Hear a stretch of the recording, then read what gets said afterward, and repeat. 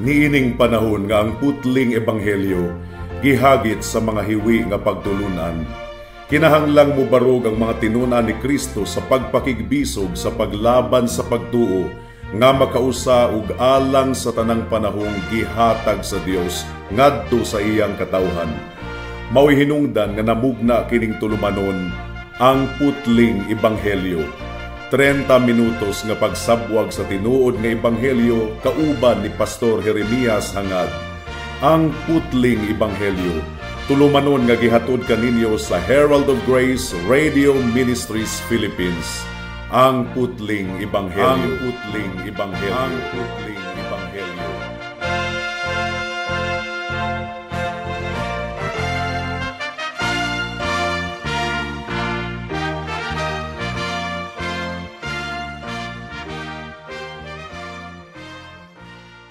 Special greetings sa tanang mga regular nga tigpaminawan sa atong panagsibya dinhi sa kahanginan ug espesyal usab nga pagpanimbaya sa akong 96 years old nga lolo nga si Isabelo Laure Sr. ug sa akong 74 years old nga nanay nga si Nanay Kunsing nga naminaw karon. Alang sa pagpamalandong sa pulong sa Ginoo, let me read once again Romans chapter 7 verse 14 hangtod sa 25. Ang giingon dinhi mga kaigsuonan. Tungod kay nasayod kita nga ang balaod espirituhanon man. Apan ako iya sa unod, gibaligya ilalom sa sala. Tungod kay dili nako masabtan ang akong kaugalingong binuhatan, tungod kay dili nako mabuhat kung unsa ang akong gusto, apan mabuhat nako ang butang mismo nga akong gidumtan.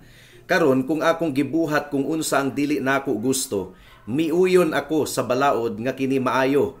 Busa karon dili na ako ang nagbuhat niini kundi ang sala nga nagpuyo sulod kanako. Tungod kay nasayod ako nga walay maayo nga nagpuyo sulod kanako, nga ang buot ipasabot sa akong unod. Tungod kay aduna ako'y tinguha nga buhaton kung unsa ang matarong, apan walay abilidad sa pagbuhat niini.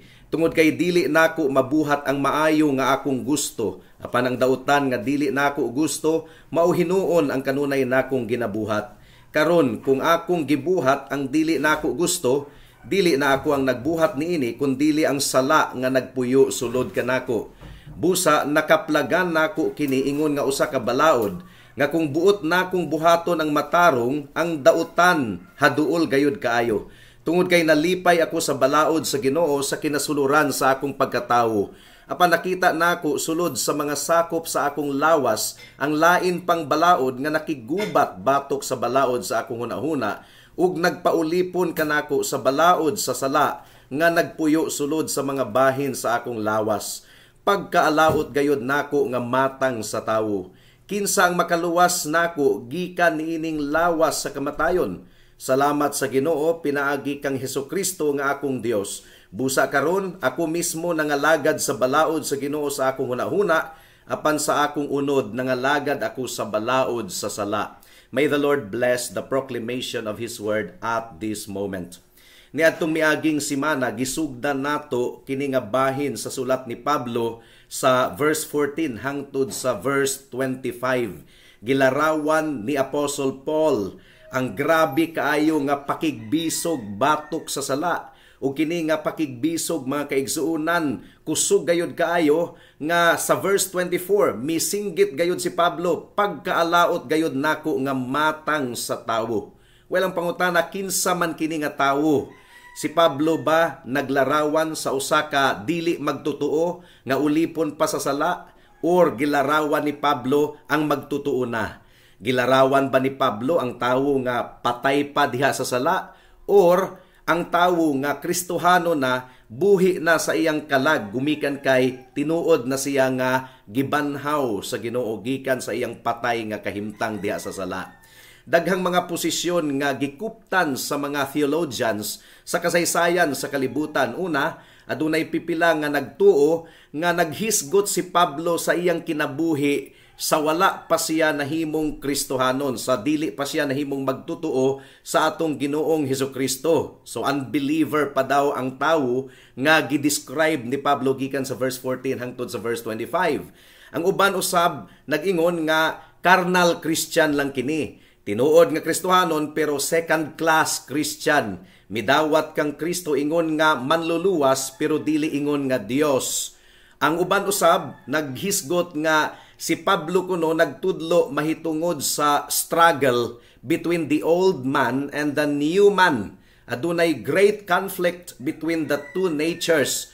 Pero ato na kining gipasabot ni adtong miaging semana, there is no such thing as two natures in the Christian life. Gumikan kay sa usa ka Kristohanon nga tawo, ang iyang daang pagkatawo namatay na ug ang bag-ong pagkatawo diha kang Kristo mauna ang nabuhi. And finally, aduna usay nagtuo nga gilarawan kuno ni Pablo ang usa ka tawo nga naa sa ilalom sa pagtandog mahitungod sa iyang sala.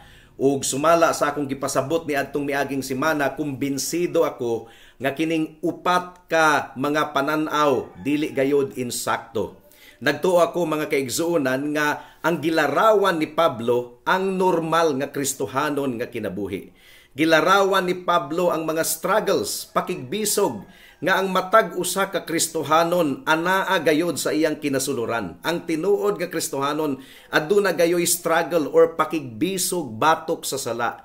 Nagsulat si Apostle Paul mahitungod sa iyang kaugalingon ingon nga usa ka hamtong nga Kristohanon. Pero bisan ang usa ka hamtong nga Kristohanon aduna gihapoy struggle or pakigbisog batok sa sala. Walay ultimate nga kadaugan batok sa sala sa usa ka magtutuo niining kalibutana. As long as ania pa kita dinhi sa kalibutan, kinahanglan gayod nga padayon kita nga makigbisog batok sa sala. Ang tinuod nga magtutuo adunay kalipay diha sa balaod sa Dios ug nagtinguha siya nga iya kining sundon perfectly. Apan padayon niyang makaplagan nga dili gayud siya makahimo niini. From time to time, mahulog gihapon siya sa sala. Nagpadayon gihapon ang sala sa pagsamok sa usa ka tinuod nga Kristohanon. Anaa gihapon kini naglumlom sa mga bahin sa iyang lawas. So padayon gihapon si Pablo nga nagagulo, gumikan niini nga kamatuoran, gumikan sa mga bahin sa iyang lawas nga gipuy-an gihapon sa nahabilin pang mga sala. Tinuod nga ang Kristohanon nahiling kawas na gikan sa pagkaulipon sa sala, apan ang sala present gihapon sa iyang kinasuluran. So kini nga bahin sa sulat ni Pablo mga kaigsuonan, encouraging kini alang kanato. Naglarawan kini sa imong struggle ug sa akong struggle. Naglarawan kini sa tinuod nga Kristyanismo. Adunay mga tawo nga nagduda sa ilang kaluwasan gumikan kay nakit-an gihapon nila ang sala sa ilang kinabuhi. Kini nga sala mga kaigsuonan anaa sa kinasuluran nato.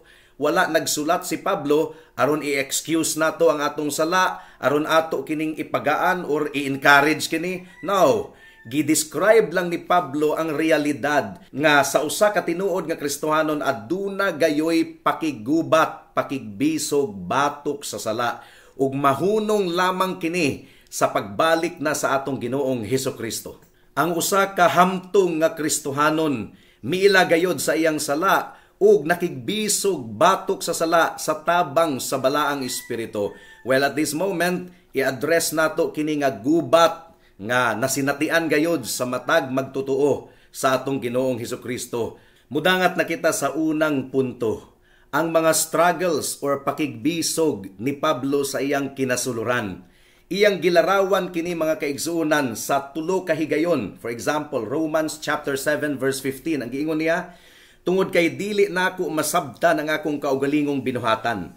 Tungod kay dili nako mabuhat kung unsa ang akong gusto. Apan mabuhat nako ang butang mismo nga akong gidumtan. So struggle gayud kini. Romans chapter 7 verse 19. Tungod kay dili nako mabuhat ang maayo nga akong gusto, apan ang dautan nga dili nako gusto mao hinuon ang kanunay nakong ginabuhat. So this is another struggle. Romans chapter 7 verse 21. Busa nakaplagan nako kini ingon nga usa ka balaod nga kung buot nakong buhaton ang matarong ang dautan haduol gayud kaayo. This is the struggle mga kaigsuonan nga anaa sa tanang mga Kristohanon. Ang giingon ni Pablo nga dili kuno niya mabuhat ang mga butang nga angayan niyang buhaton. Nasayod siya nga kinahanglan niyang buhaton. Pero ang iyang mabuhat ang mga butang hinuon nga dili niya buot buhaton. Mao kana ang sala mga kaigsuonan. Ug gihatag ni Pablo ang rason mga kaigsuonan nganong aduna siya struggle sa sala. Ang rason na nasa verse 14. Ang giingon dinhi, Tungod kay nasayod kita nga ang balaod espirituhanon man. Apan ako iya sa unod, gibaligya ilalom sa sala. So sa pag-ingon ni Pablo nga ang balaod espiritual, gi-affirm ni Pablo nga ang balaod, balaan gayod.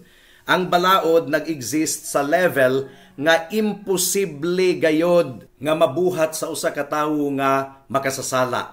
Ang giingon sa verse 12, busa ang balaod balaan ug ang sugo balaan ug matarong ug maayo.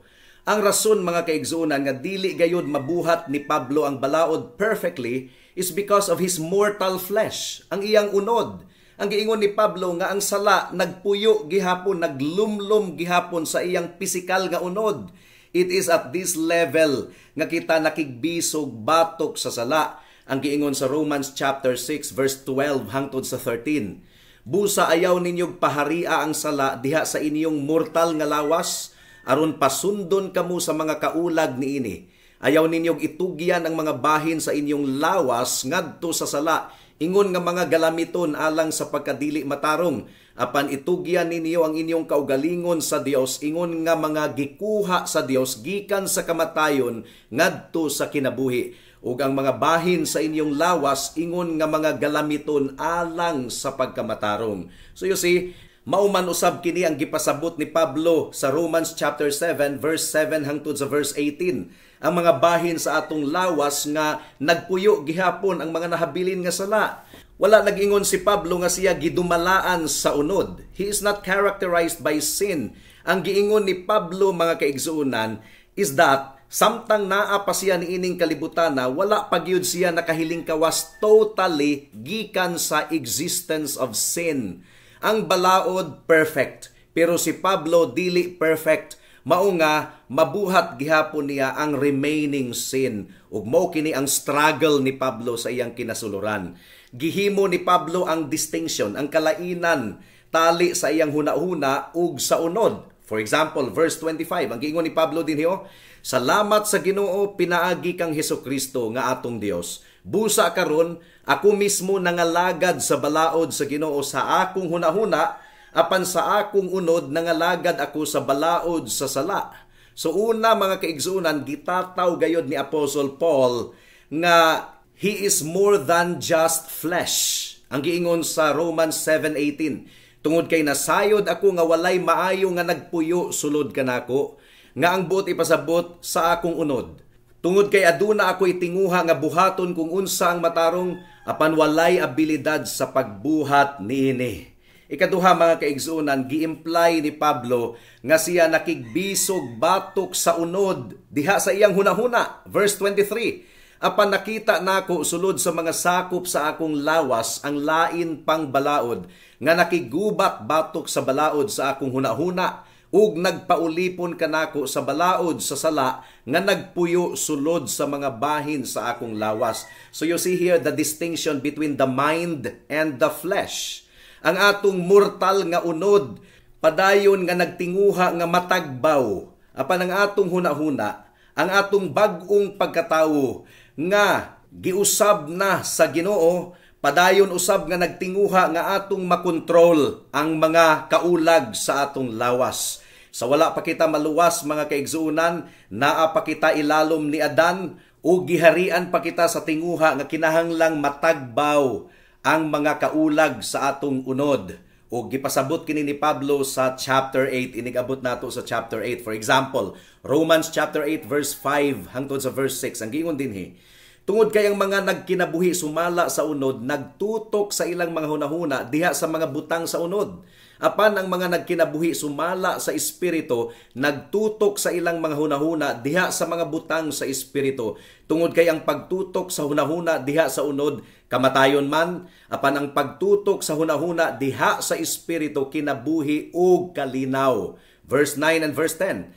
Apan kamu wala na diha sa unod, kundili sa espiritu. Kung tinuod gayod nga ang espiritu sa Dios nagpuyo diha kaninyo. Si bisan kinsa nga walay espiritu ni Kristo, dili iya kaniya. Apan kung si Kristo anaa kaninyo, bisan pag ang lawas patay gumikan sa sala, ang espiritu kinabuhi man tungod sa pagkamatarong. So diha kang Kristo, ang gahom sa sala diha sa atong lawas na deactivate na mga kaigsuonan, nawad-an na og kusog, dili na kita ulipon pa sa sala. Mo kini gipasabot ni Pablo sa Romans chapter 6 verse 6 and 7. Ang giingon dinhi, nasayod kita nga ang daan nato nga pagkatawo gilansang kauban niya, aron nga ang lawas sa sala madala ngadto sa wala, aron dili na kita maulipon pa sa sala. Tungod kay ang tawo nga namatay na, napahiling kawas na gikan sa sala. Ang atong kinabuhi, mga kaigsuonan, ingon nga Kristohanon sa tinuod lang, adunay gubat kanunay, adunay sangka sa mga tinguha. On the one hand, ang atong bag-ong pagkatawo nagtinguha sa atong Dios, nagtinguha nga sundon ang kabubuton sa Dios. But on the other hand, ang atong unod nga gipuy-an paghihapon sa nahabilin pang sala, aduna gihapoy pakigbisog batok sa sala ug sa tanang mga kahidlaw niini. Anaa kita kanunay sa kining gitawag og spiritual war, espirituhanon nga gubat. Galatians chapter 5 verse 17. Ang giingon dinhi, tungod kay ang mga tinguha sa unod supak man sa espiritu, ug ang mga tinguha sa espiritu supak usab sa unod. Tungod kay kining duha supak man sa usag-usa, aron mapugnan kamo gikan sa pagbuhat sa mga butang nga buot ninyong buhaton. And this verse perfectly describes the normal Christian life. Dili gayud kita totally mahiling kawas gikan niining lawas nga aduna gihapoy sala. Mahitabo lamang kini kanato kung makauban na nato ang atong Ginoo sa kahimayaan. So, ang gitawag ni Pablo niini, usa ka balaod kuno nga nag-operate sa atong kinasuluran. An operating principle of sin nga nagpugong kanato sa pagbuhat sa maayong butang nga buot natong buhaton. Romans chapter 7 verse 21 ang giingon dinhi, busa nakaplagan nako kiniingon nga usa ka balaod nga kung buot na kung buhaton ang matarong, ang dautan haduol gayod kayo. Again, this is a perfect description of the normal Christian life. Ikaduhang punto, ang struggle ni Apostle Paul nga nag-describe lamang sa kinaiyahan sa usa ka Kristohanon nga kinabuhi. Sa gikaingon ko na mga kaigsuonan, this is the nature of the Christian life. Normal Christian life kini. Ang tanang Kristohanon tinuod nga nakasinati og kabag-uhan. Niadtong giluwas kita sa Dios, giluwas usab kita niya gikan sa atong daan nga pagkatawo ug gihatagan kita og bag-ong pagkatawo. Mo kini giingon sa 2 Corinthians 5:17. Busa kung si bisan kinsa anaa diha kang Kristo, bag-o na siyang binuhat, ang daan milabay na, tanawa, ang bag-o miabot na. So, wala gayoy carnal Christian. Dili ka na tinuod, mga kaigsuonan. Kung paminawo nato si Charles Spurgeon, ang iyang giingon, kung ang usa ka tawo moangkon nga Kristohanon apan makusganon ug tuyoon gayod niya nga i-declare nga nakaila kuno siya sa Ginoo, nasayod siya sa kabubuton sa Ginoo, pero wala siya kasing-kasing sa pagbuhat sa kabubuton sa Ginoo, well, dili nato ipamper kanang tawhana sa iyang presumption, kundili duty nato kuno mga kaigsuonan nga ipahibalo ni anang tawhana nga dili siya tinuod nga luwas. Matud pa ni Charles Spurgeon, do not suppose that the gospel is magnified or God glorified by going to the worldlings and telling them that they may be saved at this moment by simply accepting Christ as their Savior while they are wedded to their idols and their hearts are still in love with sin. Dili ka na tinuod. Dugang pa niya, if I do so, I tell them a lie, pervert the gospel, insult Christ, and turn the grace of God into lasciviousness. Sa tinuod lang, niadtong giluwas kita sa Ginoo, iyang gibag-o ang atong hunahuna. 2 Corinthians chapter 10 verse 4 hangtod sa 5, ang giingon dinhi, tungod kay ang mga hinagiban sa atong panagsangka, dili iya sa unod, kundili adunay gahom nga mutumpag og mga kuta. Among giguba ang mga argumento ug tanang hataas nga hunahuna nga gibayaw batok sa kahibalo sa Dios, ug among gibihag ang matag hunahuna aron musunod kang Kristo. You see, kung anaa ka diha kang Kristo, gibihag na ang imong hunahuna aron musunod kang Kristo. Romans chapter 12 verse 1 and 2, ang giingon dinhi, busa nagahangyo ako kaninyo mga igsuon, pinaagi sa mga kaluoy sa Dios nga inyong itugyan ang inyong mga lawas, ingon nga buhing halad, balaan ug madawat sa Dios, nga mao ang inyong espirituhanon nga pagsimba. Ayaw kamo pahiuyon niining kalibutana, apan pagpabag-o kamo pinaagi sa pagbag-o sa inyong hunahuna, aron nga pinaagi sa pagsulay, makita ninyo ang kabubuton sa Dios kung unsa ang maayo ug madawat ug hingpit. Dugang pa mga kaigsuonan, niadtong giluwas kita sa Ginoo, iyang gibag-o ang atong kasing-kasing. Ang atong pagbati na usab na. Wala na kita na in love or nahigugma sa kalibutan. 1 John chapter 2 verse 15 ang giingon dinhi, ayaw higugma ang kalibutan ug ang mga butang sa kalibutan. Kung si bisan kinsa nahigugma sa kalibutan, ang gugma sa Amahan wala diha kaniya. Dugang pa, nahigugma na usab kita sa balaod sa Dios, kay nganuman gisulat kini sa atong mga kasing-kasing. Psalm chapter 119 verse 97. Ang giingon dinhi, o nahigugma gayod ako sa imong balaod. Mao kini ang akong pamalandong sa tibuok adlaw. Romans chapter 7 verse 22. Tungod kay nalipay ako sa balaod sa Ginoo sa kinasuluran sa akong pagkatawo. Dugang pa mga kaigsuunan, gidumta na nato ang sala. Romans chapter 7 verse 15. Tungod kay dili nako masabtan ang akong kaugalingong binuhatan. Tungod kay dili nako mabuhat kung unsa ang akong gusto, apan mabuhat nako ang butang mismo nga akong gidumtan. Ug unsa man kining gidumtan ni Pablo, ang sala. Apan ang matag Kristohanon anaa gayod sa gubat mga kaigsuunan. Sangka matag usa ka Kristohano nakigubat sa tulo kagamhanan nga mga puwersa. Unsa man kining tulo kagamhanan nga mga puwersa? Si Satanas, ang kalibutan ug ang unod. Si Satanas padayon nga nagaatake batok sa mga katawhan sa Ginoo. Gisamaran ni Satanas kanunay ang atong pagtuo. Ephesians chapter 6 verse 16. Ang giingon dinhi, sa tanang panghitabo isulob ninyo ang taming sa pagtuo, nga pinaagi niini mapalong ninyo ang nagdilaab nga mga pana sa yawa.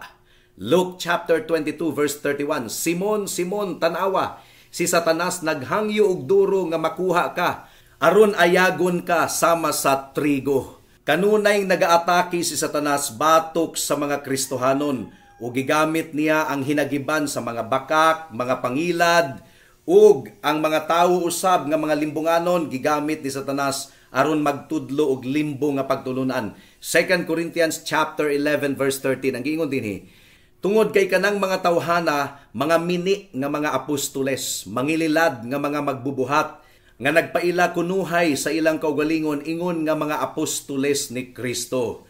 Si Satanas usab, usa sa iyang hinagiban mao ang garbo. Iyang tamnan og garbo ang hunahuna sa mga tawo. 1 Timothy chapter 3 verse 6. Kinahanglang dili siya bag-o lang nga nakabig, basin og muburot siya diha sa garbo ug mahulog sa paghukom sa yawa. So ang pagatawgon kuno nga pastor, kinahanglan dili bag-ong nakabig, basin kuno og muburot sa garbo mga kaigsunan. Ang kalibutan kanunay gayud nga nagabirah kanato aron kita magapos sa mga pilosopiya niini og panghunahuna niini. Ang worldliness mga kaigsuunan, ang pagkakalibutanon, dili lang kini bad habits. No, dili lang kini paghubog-hubog ug pagsigarilyo. It is an orientation. Usa kini ka matang sa panghunahuna ug pagtuo nga nahiuyon sa daga niining kalibutana. Ang kalibutan mga kaigsuunan gustong mutukod og standard sa atong pagkinabuhi, ug ang tawag sa kalibutan sa biblical standard, binata ra kuno kaayo, too narrow, karaan na kuno, mo kini gitudlo sa kalibutan. Ang kalibutan gusto gayod nga mo control sa atong attitude mahitungod sa sala. Ug ang sala gipaningkamutan sa kalibutan nga mugawas nga dili sala. You see, baliktad mga kaigsuunan. Ug unsa pa, ang atong unod padayon nga nakigubat batok sa atong kalag. Mao kini ang gihisgutan sa tibuok Romans chapter 7. Wala gilaglag sa kinatibuk-an gayod sa atong bag-ong pagkatawo diha kang Kristo ang tanang nahabilin nga sala sa atong unod. Yes, ang daang pagkatawo patay na, bag-o na ang atong pagkatawo karon. Mao kini gipasabot sa Romans chapter 6 verse 6. Nasayod kita nga ang daan nato nga pagkatawo gilansang kauban niya aron nga ang lawas sa sala madala ngadto sa wala. aron dili na kita maulipon pa sa sala. Colossians 3:9. Ayaw kamo pamakak sa usag-usa, karon nga inyo nang gihubo ang daang pagkatawo uban ang mga binuhatan niini. Yes, tinuod nga ang daang pagkatawo namatay na, pero aduna gihapoy nagpabilin pang mga sala. Ang tawag ni Pablo niini, balaod sa sala. Romans chapter 7 verse 22 to 23 ang giingon dinhi, tungod kay nalipay ako sa balaod sa Ginoo, sa kinasuluran sa akong pagkatawo, apan nakita nako sulod sa mga sakop sa akong lawas, ang lain pang balaod nga nakigubat batok sa balaod sa akong hunahuna, ug nagpaulipon kanako sa balaod sa sala, nga nagpuyo sulod sa mga bahin sa akong lawas. So adunay kalainan ang reigning sin versus remaining sin. Ang reigning sin mao kana ang nagdescribe sa dili magtotoo, giharian sila sa sala. Ang remaining sin mao kana ang nasinatian sa mga magtotoong tinuod. Remaining sin aduna pay nahabilin nga mga sala. Pero kining remaining sin gustong mohari kanato, pero ang balaang espiritu usab nga nagpanglihok sa atong kasing-kasing hunahuna mao ang naghatag kanato katakos nga yatakan or makigsangka batok sa sala. Adunay gubat nga nagpadayon sa atong mga hunahuna. 1 Peter chapter 2 verse 11. Ang giingon dinhi, mga hinigugma, gihangyo ko kamo ingon nga mga langyaw ug mga bihag, nga likayan ninyo ang mga kaulag sa unod nga nakigubat batok sa inyong kalag. So again, aduna pay remaining sin sa atong kinasuluran. Indwelling sin ang tawag niini sa laing bahin sa kasulatan. O gidescribe kini ni Pablo sa Romans 7 verse 17. Ang giingon dinhi, busa karon dili na ako ang nagbuhat niini kundi ang sala nga nagpuyo sulod kanako. Verse 20. Karon kung akong gibuhat ang dili na ako gusto, dili na ako ang nagbuhat niini kundi ang sala nga nagpuyo sulod kanako. Matag usa ka Kristohanon nakigubat batok sa sala sa atong kinasuluran diha sa atong unod. Mao kini ang balaod sa sala. Mao kini ang sangka nga matapos lamang inigbalik na sa atong Ginoong Hesukristo. Ug sa pagbalik sa atong Ginoo mabanhaw kita gikan sa pagkadunot ngadto sa walay pagkadunot. 1 Corinthians chapter 15 verse 52. Sa kalit lang nga higayon sa pagpilok sa mata sa pinakakatapusang trumpeta, tungod kay ang trumpeta mutingog ug ang mga patay mabanhaw ingon nga dili madunot ug kita mausab. Kita mahimaya mga kaigsuunan ug forever kitang mapahiling kawas gikan sa pinakakatapusang sala sa atong lawas. Sa Romans chapter 8 verse 23 gidescribe gayod nga kita nagagulo sa atong kinasuluran, nga naghulat kita sa adoption, sa pagsagop ang tiunay nga pagtubos sa atong lawas. So isip mga Kristohanon, kinahanglan natong ilhon kini nga realidad. Kung dili nato ilhon kini nga kamatuoran, ang atong assurance of salvation, ang atong pagkasigurado sa atong kaluwasan, mawala, makrashed mga kaigsunan, ug atong tan-awon ang atong remaining sin, ug ma-despair kita, ma-discourage kaayo kita, nga basin og dili na kita luwas. Instead, kinahanglan gayod nga makigubat kita sa mga remaining sin, mga nahabilin pang sala sa atong lawas. Romans chapter 8 verse 13. Tungod kay kung magkinabuhi kamo sumala sa unod, mamatay gayod kamo. Apan kung pinaagi sa espiritu inyong patyon ang mga buhat sa lawas, mabuhi gayod kamo. Ang Kristohanon mga kaigsunan, dili niya labanan ang iyang sala, dili siya mga tarungan, kundili iya gayong ilhon nga aduna paghihapon siya sala. Iyang ilhon nga aduna pay nahabilin nga mga corruption ug padayon siya nga nagasalig sa Ginoo alang sa kusog sa pagpakigbatok sa sala. Ang Ginoo mao ang atong pagkamatarong, si Kristo mao ang atong pagkamatarong ug ang atong pagkabalaan. Si Kristo mao ang atong motivation, si Kristo mao ang atong tinguha. Ang pangutana, tinuod ba kini sa imong kinabuhi higala? Kung dili kini tinuod, kung karon gidumalaan pa ikaw sa sala ug nahigugma gayud ikaw sa sala, dili ka Kristohanon. Wala pa ikaw diha kang Kristo. Ang imong kalag patay pa diha sa sala. Kung maabtan ikaw sa kamatayon o mubalik ang Ginoo, ikaw malaglag. paghinulsol sa imong sala, tawag sa atong Ginoong Hesukristo, pangayuan niya ang bag-ong kasing-kasing ug bag-ong hunahuna salig sa dugo ni Kristo nga giula didto sa krus ug sa iyang pagkamataro nga isulob kanimo aron ikaw maluwas. Ayaw na paglangan-langan, buhata na kini karon dayon, basin ug ugma, ulahin na ang tanan. Amen. Alang sa duga nga mga pangutana, mahimong mo text kang Pastor Jeremias hangad sa 0935-744-3030.